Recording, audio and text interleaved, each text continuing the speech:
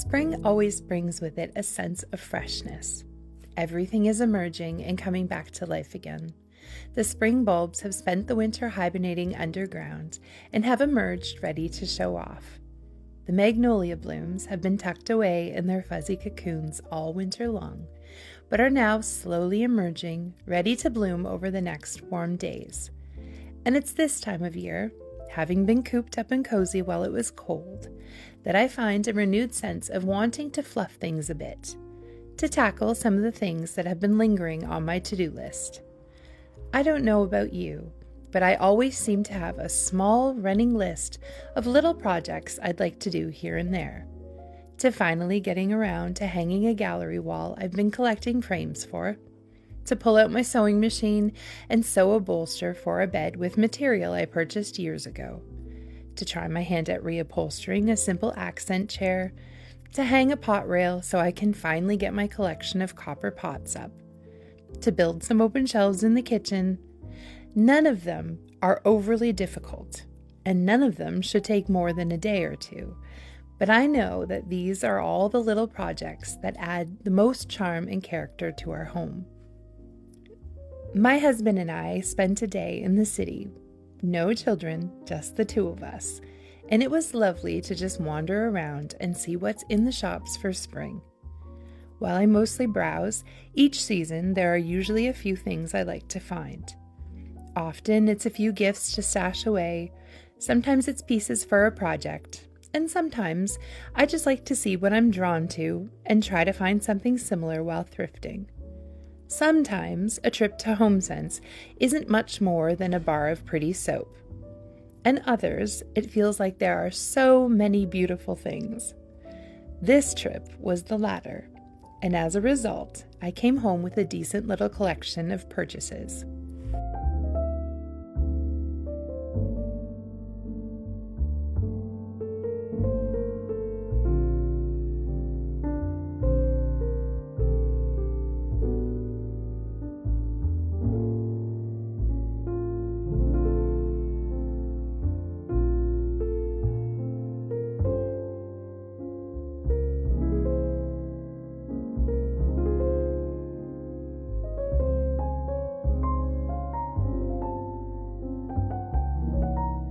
I found a collection of pottery that has just a simple green hand-painted stripe.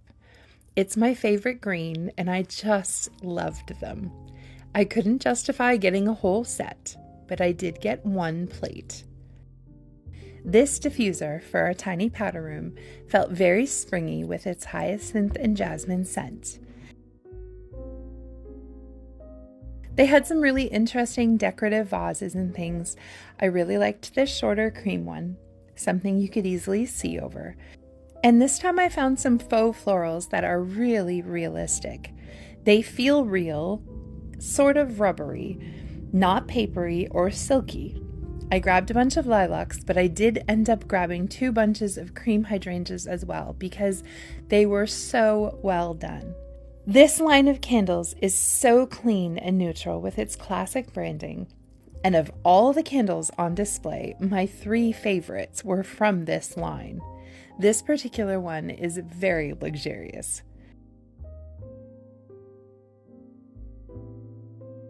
Now, this green vase. It's a little bit out of my usual taste, but I thought that full of hydrangeas, it would make quite a statement. I purchased it thinking if I really didn't love it, I could just return it. So we'll see what it looks like styled up, and then I will make my decision.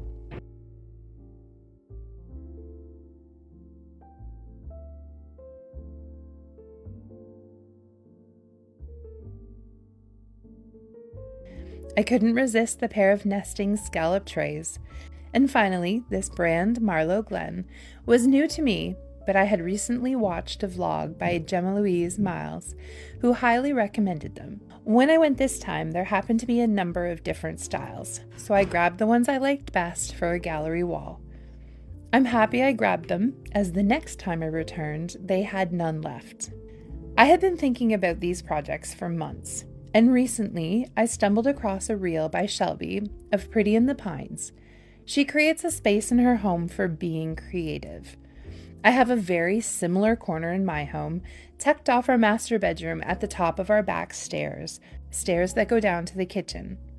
It's not quite a room, but it's not quite a landing, and it's the perfect space for me to keep all of the things, the ribbon and wrapping bits, seasonal decor, a desk space with inspiration boards where I can work or set up a sewing machine, just a space to be creative, something I can close off that nobody needs to see. First things first, all of the random bits in storage needed to be dealt with. This was a job and a half, one that's still not entirely complete, as I have had to find a new home for every random thing that was put in this area. It's just temporarily set up, as I still need to paint once I've decided on the final design.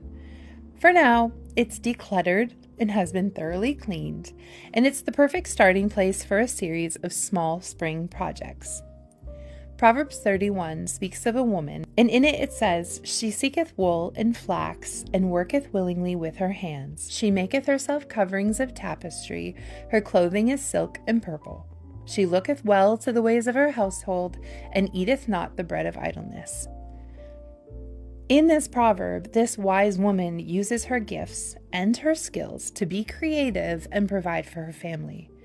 I am so thankful for the ability to be creative in my home, for the time that I'm able to invest in that. I may not have the budget to redesign everything that could use improvement, or even furnish everything as I might want to, but there are many little projects that I can do.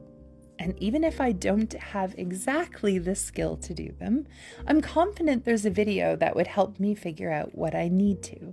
These details, though, these are the details that infuse a home with so much character and charm.